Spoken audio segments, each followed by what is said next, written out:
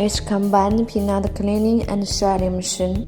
The cleaning machine at the left side is to remove the stool, stalk, and other impurities inside the peanut, and the peanut shredder is used to get clean peanut kernels.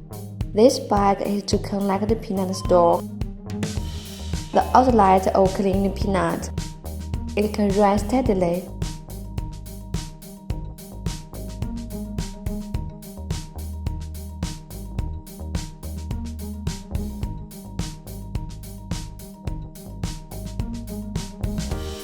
The outlet of clean peanut kernels.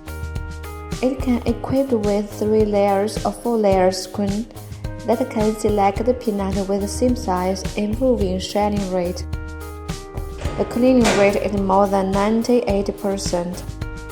We have 4 models this machine and their capacity range from 700 kg per hour to 9,500 kg per hour.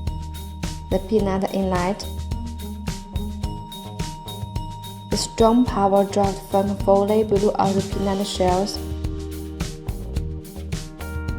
The flying crushed peanut shells. Please click our website to know more.